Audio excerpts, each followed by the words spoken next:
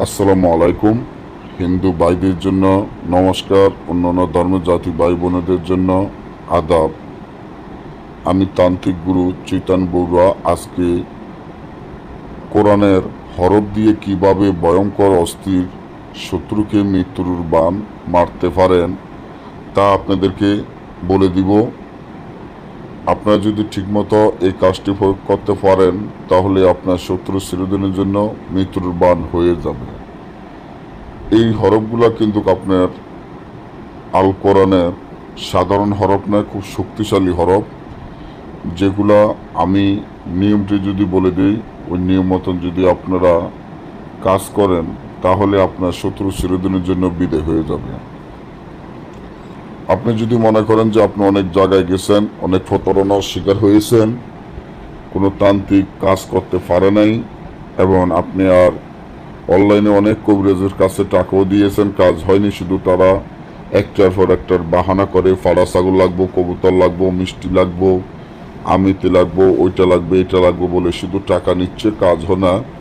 সেসব ভাই ও বোনেদেরকে আমি বলবো আপনারা ঘরে বসে নিজেদের যেভাবে আমি নিয়মটি বলি ওই নিয়ম মতো আপনারা কাজ করেন। আমি এটুকু গ্যারান্টি যে আপনার কাজটি সফলতা হবে। তা আপনার কাজটি সফলতা করতে গেলে ভয়ঙ্কর অস্থির শত্রুকে মৃত্যুর বাণ যেভাবে আপনি মারবেন সেই নিয়মটি আমি আপনাদেরকে এখনই বলে দিচ্ছি। যখন আপনার শত্রুকে এই কাজটি আপনারা করতে যাবেন তখন এই শত্রুর নাম, তার পিতা মাতার নাম আপনি জোগাড় করতে হবে।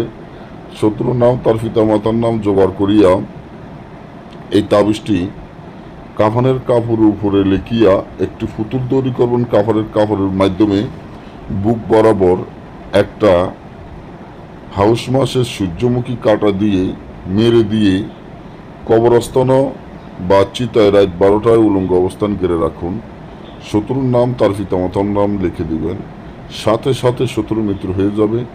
না বুঝলে বা আমাদের থেকে করাতে চাইলে স্ক্রিনে দেওয়া নম্বরে যোগাযোগ করবেন। যে কোনো কাজে যে কোনো পরামর্শ আর এই তাবিজটি জাগৃত করে নেবেন। সবাই ভালো থাকবে।